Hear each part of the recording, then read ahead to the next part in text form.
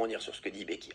En fait, ce qu'on est en train de dire sur les chauffeurs de taxi et sur le Uber, sur l'ubérisation, voilà, aujourd'hui Oui, parce qu'il n'y a pas que Uber, il y a d'autres plateformes. Non, mais c'est ça, hein, exactement. bien sûr. Après, les chauffeurs Uber, on n'a rien contre eux parce que eux, Bah, et je sais que c'est pas la guerre entre les chauffeurs de taxi, ils essaient juste de travailler. Juste, le problème qu'il y a, et c'est un petit peu un problème. Ensuite, je vais peut-être rappeler à Rodrigue tout simplement ce qui se passe depuis 2-3 ans concernant le rattachement, les sociétés qui sont ouvertes ou qui referment tous les 2 ans, tous les ans, qui payent pas de charges et ainsi de suite. Donc ça, c'est plutôt une réalité que je dis.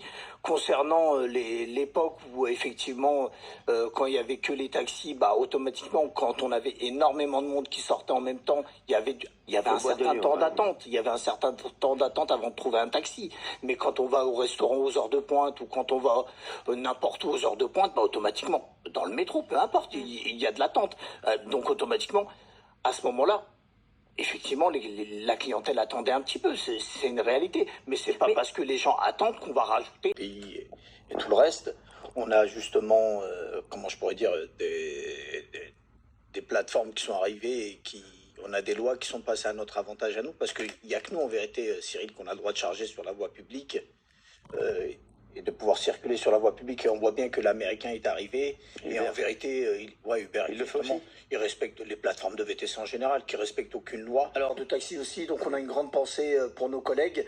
On a aussi une grande pensée aussi pour nos collègues qui ont fini en garde à vue aussi dernièrement. Voilà, donc en tout cas, on va pas lâcher. C'est où on gagne, où on perd, mais en tout cas, on veut plus de juste milieu parce que ça fait des années on nous balade. À l'entrée de l'aéroport Charles de Gaulle, d'autres bloquaient de nouveau le boulevard Raspail à Paris, près du ministère des Transports. Même clientèle.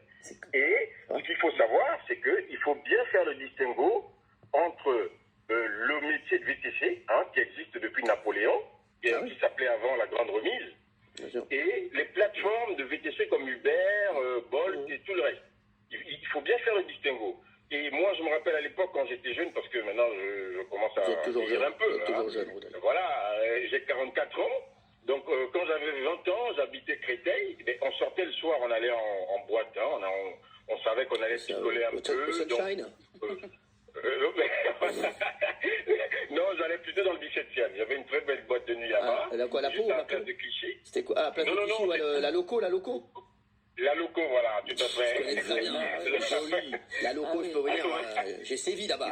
Quand j'arrivais là-bas, je peux vous dire qu'on faisait 3-4 heures du matin, les taxis nous refusaient toujours, ils ne voulaient pas nous prendre.